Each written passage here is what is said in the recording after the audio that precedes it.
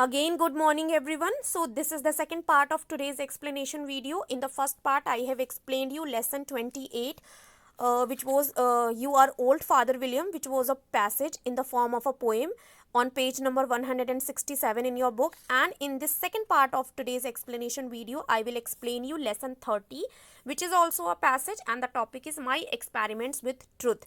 So this passage is written by Mohandas Karamchand Gandhi. He is narrating the passage. He is narrating about himself only. So let's get started. I must have been about 7 when my father left Porbandar for Rajkot. मैं लगभग 7 साल का रहा होऊंगा जब मेरे father ने पोरबंदर से राजकोट के लिए चले गए थे.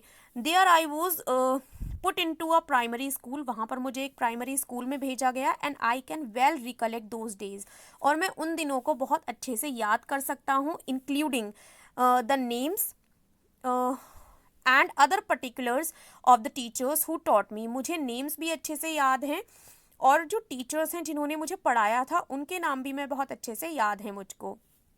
As at Porbandar, so here there is hardly anything to note about my studies. So Gandhi ji is telling, narrating कि पोरबंदर में ऐसा कुछ भी नहीं था. hardly anything, there was nothing जो उनकी स्टडीज़ के बारे में नोट किया जा सके. I could only have been a mediocre student. मैं क्या था, एक औसत दर्जे का. mediocre means होता है मामूली, एक मामूली छात्र था. From this school I went to the suburban school and then on to the high school having already reached my 12th year. So उन्होंने कहा कि प्राइमरी स्कूल भेजा गया पहले मुझको राजकोट के, देन यहाँ से उनको भेजा गया suburban school, and suburban school से यहाँ से वो गए हाई स्कूल डायरेक्ट, और ऑलमोस्ट वो 12 साल की उम्र तक अपने हाई स्कूल में पहुँच गए थे. I do not remember having ever told a lie. मुझे याद नहीं है कि मैंने कभी भी अपने जीवन में झूठ बोला होगा.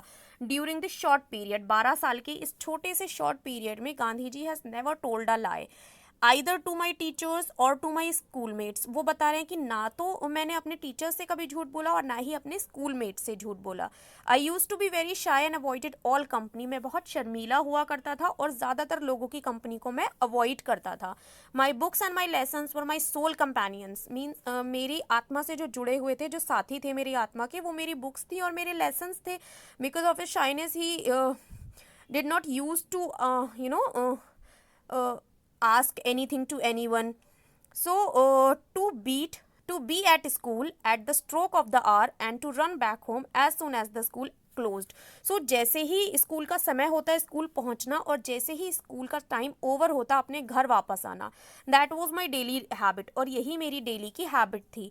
And he did not use to talk to anyone in the school. I literally ran back because I could not bear to talk to anybody.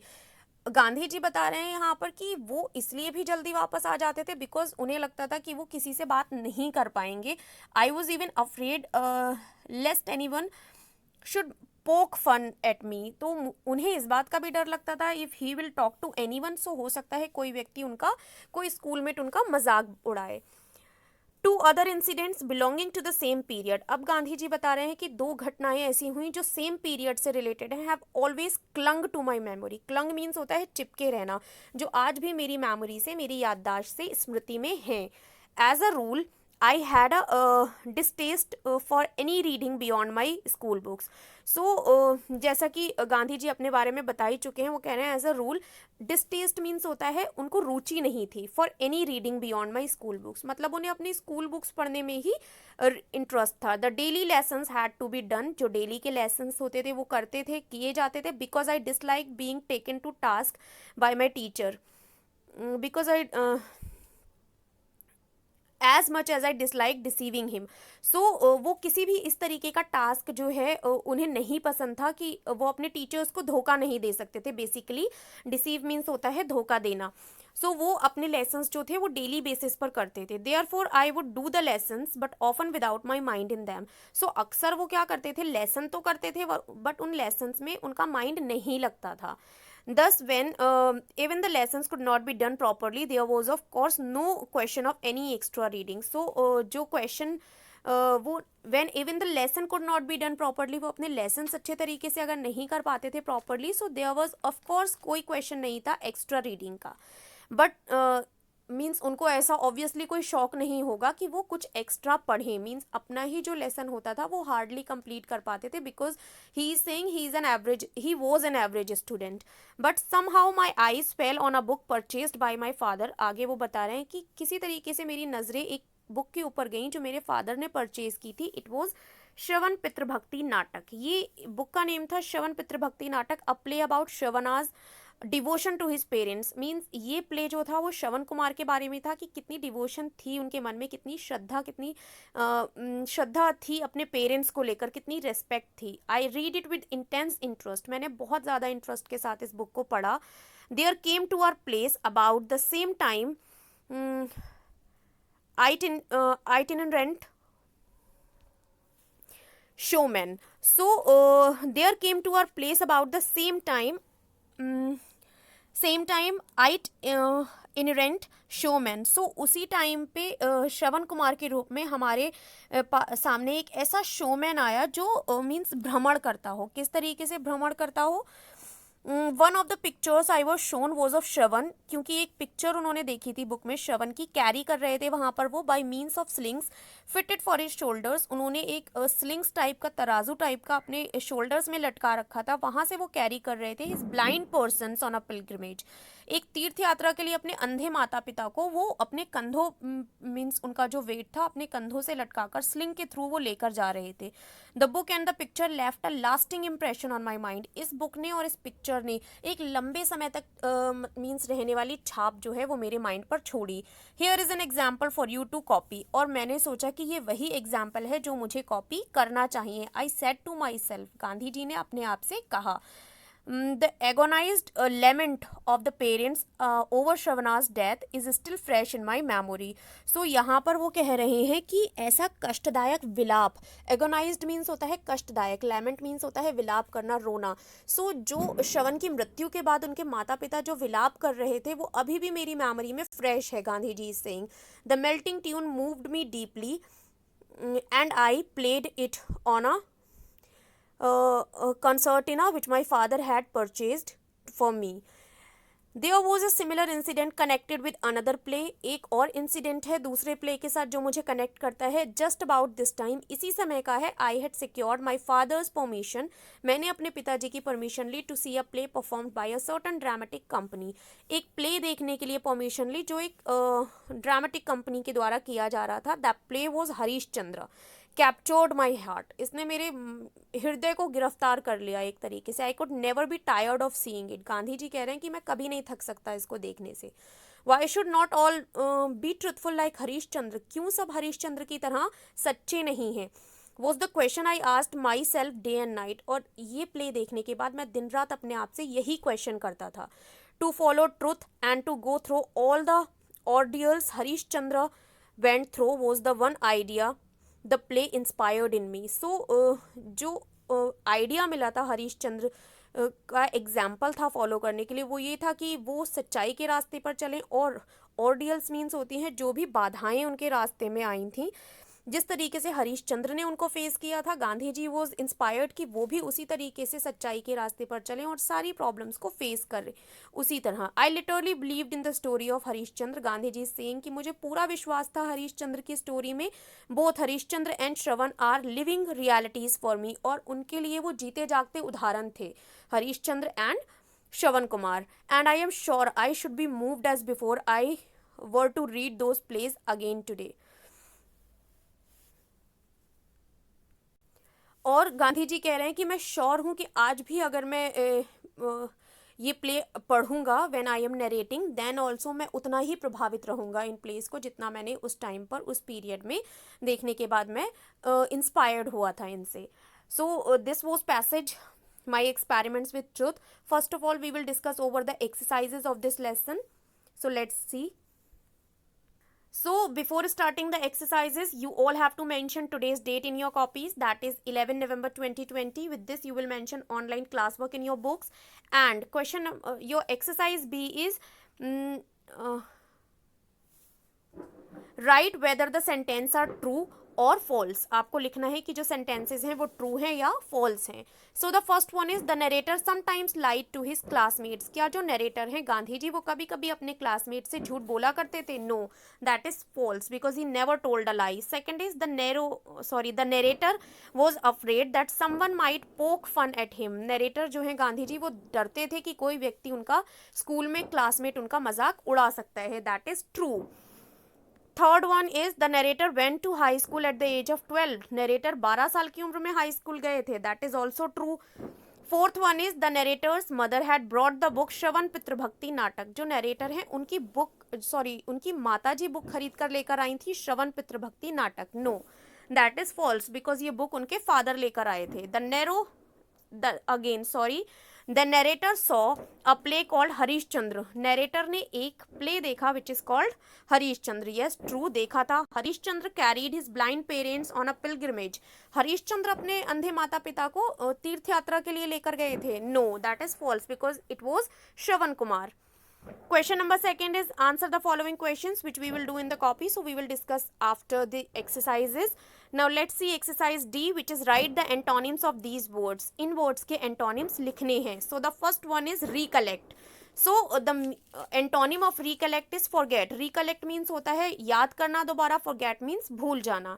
Believed, that is disbelieved. Interest, disinterest. Dislike, like. Tired means थका हुआ, energetic उत्साहित, similar एक जैसा, dissimilar जो similar ना हो, fresh ताज़ा, stele बासी। Question answer. Next exercise is exercise E form abstract nouns from these words. क्या करना है? इन वर्ड से एब्स्ट्रैक्ट नाउन बनाना है। रिमेंबर से आपका बनता है रिमेंबरेस, शाइन से आपका बनता है शाइनेस, एगोनाइज से बनता है एगोनी मीन्स होता है व्यथा, परफॉर्म्ड से बनता है परफॉर्मेंस, लेमेंट से बनता है लैमेंटेशन एंड इंस्पायर्ड से बनता है inspiration. Next exercise is rewrite the sentences according to the given instructions without changing the meaning. Instructions के अकॉर्डिंग आपको दोबारा से सेंटेंसेस लिखना है। तो फर्स्ट सेंटेंस है the tree were being cut down by the wood cutters. By the wood cutters that means ये आपका पासिव है और हमें इसे एक्टिव में बदलना है। So the answer is the wood cutters were cutting down the trees. Second one is they put forward a new design for the building. That is active, हमें पासिव में चेंज करना है। A new design for the building was put forward by them. Third one is Mrs Dhir teaches us English. हमें passive में बदलना है। So answer होगा हमारा we are taught English by Mrs Dhir. Mrs Dhir के द्वारा हमें अंग्रेजी पढ़ाई जाती है। The fugitives are being chased by the police. Active में बदलना है। फ्यूजिटिव्स मीन्स होता है भगौड़े। जो भगौड़े हैं उनका पीछा पुलिस के द्वारा किया गया। सो एक्टिव आपका होगा the police is chasing the fugitives. Next is fifth one the letter has been written by him. Active करना है। He has written the letter. Sixth one is the principal inaugurated the new auditorium in the school. Passive में बदलना है। Answer होगा the new auditorium in the school was inaugurated by the principal. Next is they are decorating the Christmas tree now. Passive में बदलना है the Christmas tree is being decorated by them. Active and passive we have already done in the first term, so it is clear to all of you the rules, the formulas, everything I have explained. So this exercise you have to fill in your books very neatly and in a very good handwriting. So now we will discuss over the question answers of lesson 30 which is passage my experiments with truth, which I have explained you recently just now. So the question answers we will do in your copy. So let's see. The question number 1 is when did the narrator go to Rajkot? जो narrator है means Mohandas Karamchand Gandhi, वो कब राजकोट गए थे? So the narrator went to Rajkot when he was 7 years old. वो राजकोट कब गए थे? नरेटर मीन्स व्याख्या करने वाला, कहानी बताने वाला, जब वो 7 साल के थे। Question number second is what was the narrator like in school? वो किस तरीके के थे स्कूल में? Narrator means Gandhi ji. The narrator was truthful, सच्चे थे, ऑनेस्ट ईमानदार, शाय, शर्मीले एंड क्वाइट इन स्कूल और शांत रहते थे. He kept to his books and lessons and avoided all company. वो क्या करते थे, हमेशा अपनी किताबों में लगे रहते थे, अपने लेसन्स में लगे रहते थे एंड अवॉइड करते थे सभी की कंपनी को. He was afraid that he would be made fun of. वो शाय थे तो उनको ऐसा लगता था कि लोग उनका मजाक उड़ाएंगे. दैट्स वाई वो अपनी बुक्स और किताबों के अपनी बुक्स और अपने लेसन्स के साथ ही बिजी रहते थे in the school. Question number 3 is what was the narrator's daily habit. वाई, जो नरेटर हैं गांधी जी, उनकी डेली हैबिट क्या थी और वो क्यों थी. So the answer is the narrator's daily habit was to reach school on time and run back home as soon as the school ended. So narrator की डेली हैबिट थी गांधी जी की कि वो स्कूल टाइम पर जाते थे और जैसे ही स्कूल एंड होता था वो घर वापस आ जाते थे. So that he would not have to talk to anybody, ताकि उन्हें कभी ऐसा मौका ना पड़े कि उन्हें किसी से बात करनी पड़े because of his shyness.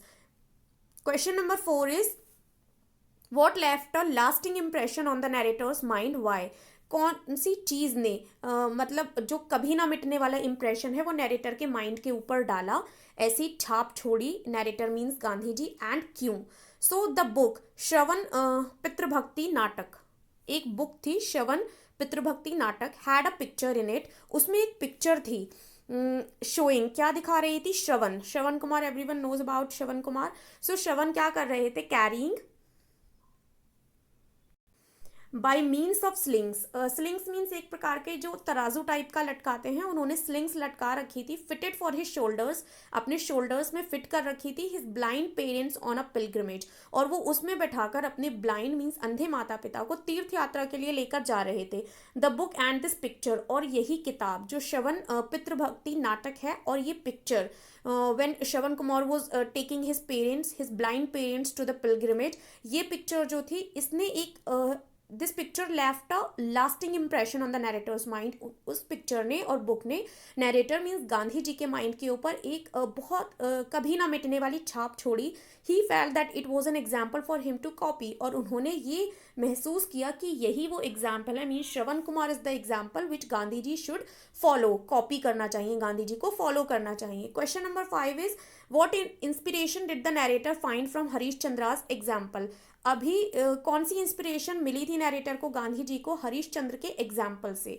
So the narrator was inspired to follow the path of truth. वो ऑलरेडी इंस्पायर्ड थे कि वो सच्चाई के रास्ते पर चलेंगे and face all challenges. So उनको क्या इंस्पिरेशन मिली कि वो हरीश चंद्र की तरह ही सच्चे रास्ते पर चलेंगे और जो भी चैलेंजेस, जो भी चुनौतियां उनकी लाइफ में उनके सामने आएंगी वो उनको वैसे ही डील करेंगे, वैसे ही फेस करेंगे जैसे हरीश चंद्र ने की थी. सो दैट एग्जाम्पल ही has taken from Harish Chandra's life. So these were the question answers related to passage which is lesson number 30. I hope all the exercises and question answers are clear to all of you. If still any confusion is there, so you can ask me on the WhatsApp also. So I'll meet you in the another explanation video. Till that, keep learning, stay home, stay safe. Bye bye everyone.